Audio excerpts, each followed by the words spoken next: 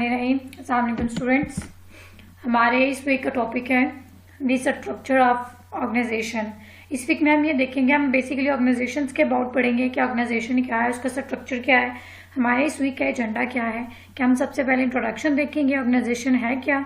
इसके बाद हम देखेंगे कि ऑर्गेनाइजेशन को लीगल फॉर्म कैसे दी जाती है, कंपनीज कौन कौन सी हैं, टाइप्स ऑफ ऑर्गेनाइजेशंस, ठीक है, ऑर्गेनाइजेशन की कौन कौन सी टाइप्स हैं, फिर हम उन ऑर्गेनाइजेशंस को कैसे मैनेज कर सकते हैं। Let's start with organisation. What is organisation? Organisation क्या है? Impossible to live in a civilised society without close contact with many large organisations. ठीक है, ऑर्गेनाइजेशंस क्या होती हैं? ये जो हमारे स्कूल्स हैं, यूनिवर्सिटीज हैं, ये जितनी भी इंस्टीट्यूट हैं, ये बेसिकली क्या होती हैं? ऑर्गेनाइजेशंस होती हैं। अब अगर आप किसी एक सोसाइटी का पार्ट हैं तो ये इम्पॉसिबल है कि आप किसी सोसाइटी में तो रह रहे हैं लेकिन आपका किसी भी ऑर्गेनाइजेशन के साथ कोई क्लोज कॉन्टैक्ट नहीं है। आपको स्कूल के साथ कॉन्टैक्ट है, यूनिवर्सिटीज के साथ कॉन्टैक्ट है, इसके बाद किसी लाइब्रेरी के साथ कॉन्टैक्ट है, गवर्नमेंट सेक्टर के साथ कॉन्टैक्ट है, हेल्थ सेक्टर्स के साथ कॉन्टैक्ट है। तो ये एक इम्पॉसिबल है कि आप सोसाइटी में रह रहे हैं लेकिन किसी भी ऑर्गेनाइजेशन के साथ आपका कोई लिंक नहीं है। आपने अगर सोसाइटी में रहना है तो आपको इन सारी ऑर्गेनाइजेशन के साथ कांटेक्ट रखना पड़ता है। नेक्स्ट हम ये देखते हैं कि ये ऑर्गेनाइजेशंस हैं, इनका स्ट्रक्चर क्या होता है। In many ways these organisations resemble each other. बहुत से वेज में ये जितनी भी ऑर्गेनाइजेशंस हैं, ठीक है, ये स्कूल है, यूनिवर्सिटीज हैं, पब्लिक यूटिलिटीज हैं, ये सारी जो ऑर्गेनाइजेशंस होती हैं एक दूसरे के साथ रिजेंबल कर रही होती हैं, इनकी एक्टिविटीज सेम होती हैं। ठीक है, यही हमने आज के लेक्चर में हमने देखना है कि हमारी ऑर्गेनाइजेशन का स्ट्रक्चर्स क्या है और हमारी ऑर्गेनाइजेशंस एक दूसरे के साथ कैसे रिजेंबल करती हैं। नेक्स्ट क्या है हमारा legal form of an organisation. जब भी आप एक ऑर्गेनाइजेशन बनाते हैं तो हमने उसको एक लीगल फॉर्म देना होता है। अब लीगल फॉर्म क्या है कि हमें ये पता है कि हमारी सोसाइटी में लॉ जो है वो सर्कुलेट होते हैं, ठीक है, लॉ इम्प्लीमेंट होते हैं। अब लॉ क्या है कि लॉ रिकॉग्नाइजेस इंडिविजुअल्स। लॉ जो है वो हर एक को एक इनफरादी तौर पर पहचान देता है। Enter into contracts, it means कि लॉ आपको कैसे रिकॉग्नाइज करता है कि अगर आपने, ठीक है, आपने इंडिविजुअली तौर पर या किसी कंपनी ने कोई कॉन्ट्रैक्ट किया है तो आपने वो कॉन्ट्रैक्ट पूरा करना है। ठीक है, अगर आप वो कॉन्ट्रैक्ट ब्रेक करेंगे तो इट मीन्स आप लॉ को ब्रेक कर रहे हैं, जिसके बेस पर क्या होगा कि आपको पनिशमेंट दी जाएगी। इसके बाद क्या है कि जितने भी हमारे क्रिमिनल्स हैं, ठीक है, जितने भी क्राइम्स हैं, उनके लिए लॉ में एक स्टेटस डिफाइन किया गया है, उनके लिए रूल्स एंड रेगुलेशन सेट किए हुए हैं। अगर आप किसी पे सूट करते हैं तो इसके लिए भी एक सेपरेट लॉ जो है इम्प्लीमेंट है। नेक्स्ट हमारा क्या है कि इनकॉर्पोरेशन। इनकॉर्पोरेशन क्या है कि जब भी आप ऑर्गेनाइजेशन बनाते हैं हमने उस ऑर्गेनाइजेशन को एक लीगल एग्जिस्टेंस देनी होती है, मीन्स हमने उसको रजिस्टर करवाना होता है। जो उसको हम कैसे रजिस्टर करवाते हैं वो प्रोसेस हमारा इनकॉर्पोरेशन कहलाता है। जो कि इनकॉर्पोरेशन है कि making into a body corpus, means आप ऑर्गेनाइजेशंस देखते हैं जिनके आगे लिखा होता है इनकॉर्पोरेशन। इनकॉर्पोरेशन का मतलब क्या होता है कि ये जो ऑर्गेनाइजेशन है ये लीगली वैलिड है, लीगली रजिस्टर्ड है, जिसकी बेस पर हमने उसको इनकॉर्पोरेट का नाम दिया हुआ है। नेक्स्ट हमारा क्या है इनकॉर्पोरेटेड ऑर्गेनाइजेशंस। इनकॉर्पोरेटेड ऑर्गेनाइजेशंस में क्या है, इसमें चार्टर्स आते हैं, ठीक है, इसमें पार्लियामेंट्स आते हैं। इसके बाद क्या होती हैं कि हमारी पब्लिक और प्राइवेट कंपनीज होती हैं। इन पब्लिक और प्राइवेट कंपनीज ये बेसिकली लिमिटेड कंपनीज में आता है। लिमिटेड कंपनीज क्या है, अनलिमिटेड कंपनीज क्या है। अब लिमिटेड कंपनीज को फर्दर कैटेगराइज किया गया है पब्लिक और प्राइवेट कंपनीज में, ये हम नेक्स्ट इन डिटेल देखते हैं। नेक्स्ट हम ऑर्गेनाइजेशंस की टाइप्स की बात करते हैं कि ये जो हमारी कमर्शियल ऑर्गेनाइजेशंस होती हैं, कमर्शियल ऑर्गेनाइजेशंस कौन सी होती हैं, जितनी भी अगर ये आपके पास कोई जियोग्राफिकल जो ऑर्गेनाइजेशंस होते हैं उनको हम कमर्शियल ऑर्गेनाइजेशंस कह सकते हैं। मीन्स अगर हम पेप्सी की बात करें तो ये हमारी एक कमर्शियल ऑर्गेनाइजेशंस है। अब इसकी टाइप्स कौन कौन सी हैं, सोल ट्रेडर है, पार्टनरशिप है, लिमिटेड कंपनी है। सोल ट्रेडर में क्या होता है कि आपका उसका जो ओनरशिप होती है वो एक सिंगल पर्सन के पास होती है, ठीक है, बेशक उसमें एम्प्लॉयज हैं लेकिन अगर हम इसकी एग्जांपल देखें तो आपके गली मोहल्ले में कोई भी शॉप है तो उसको वो सोल ट्रेडर में आएगी। ठीक है, इसके बाद पार्टनरशिप में क्या होता है कि पार्टनरशिप में आपके दो या दो से ज्यादा जो पर्सन होते हैं वो एक दूसरे के साथ मिल के एक बिजनेस चला रहे होते हैं। अगर हम हॉस्पिटल्स की बात करें तो हॉस्पिटल को 3-4 या से ज्यादा जो डॉक्टर्स हैं वो रन कर रहे होते हैं। अगर हम लॉ फर्म की बात करें तो उसमें मल्टीपल लॉयर्स होते हैं। अगर हम किसी भी अकाउंट्स फर्म की बात करें तो उसमें मल्टीपल अकाउंटेंट्स होते हैं। नेक्स्ट हमारा क्या है लिमिटेड कंपनी। ठीक है, अब लिमिटेड कंपनी में दो चीजें आ जाती हैं, प्राइवेट कंपनी आ जाती है, उसके बाद पब्लिक कंपनी आ जाती है।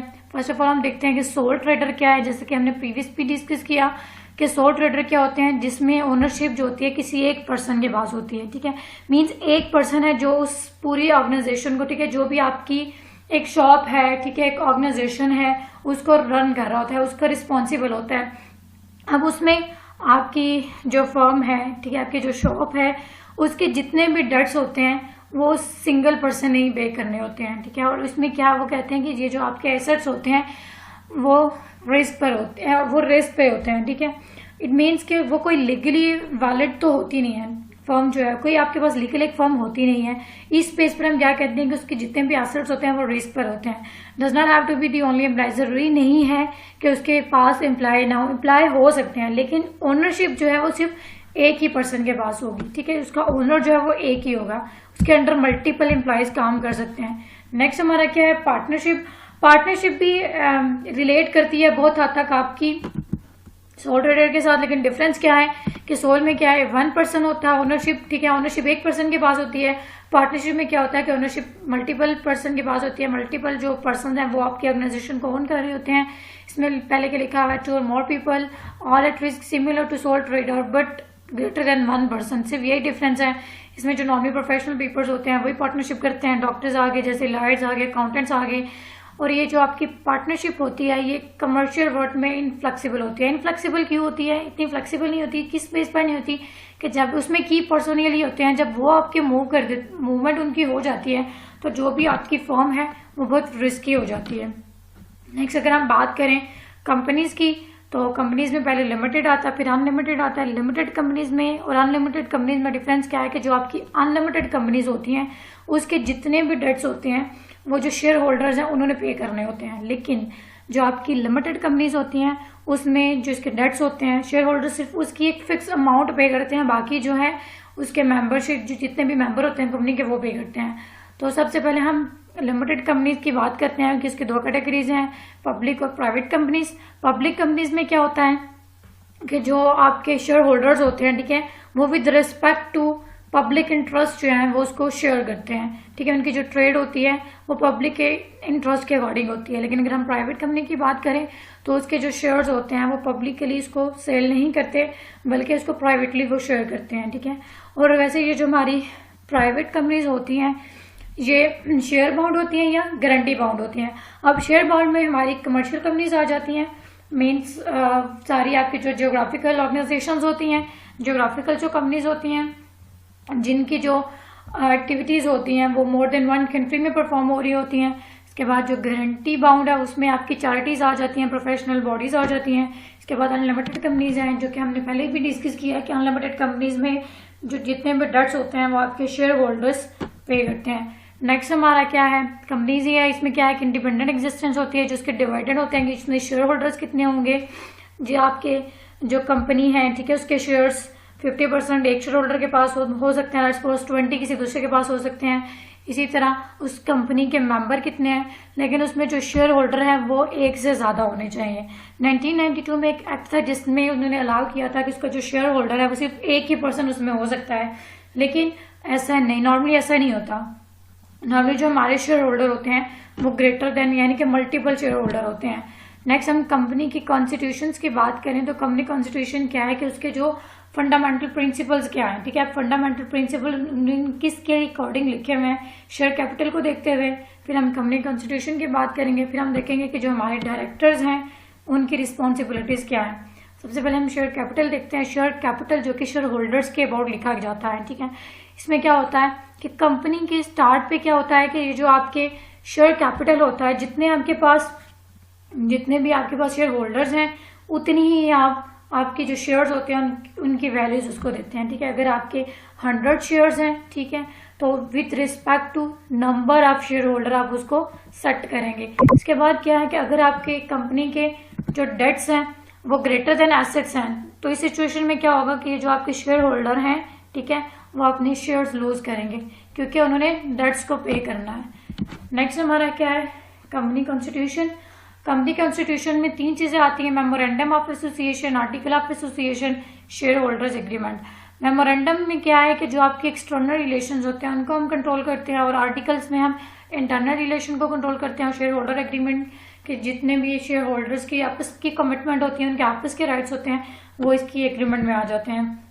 अगर हम मेमोरेंडम देखें तो मेमोरेंडम में क्या आता है, किसी भी एसोसिएशन का उसका कंपनी नेम आता है, ठीक है, उसकी जो कंट्री की रजिस्ट्रेशन है वो आती है उसके बाद उस कंपनी के जो ऑब्जेक्ट्स हैं वो आते हैं, उसके बाद लायबिलिटी क्लॉज आती हैं कि उसमें जो कितने ठीक है कितने नंबर ऑफ मेंबर्स उसमें होंगे और उनके लिए क्या क्या क्लॉज होंगे।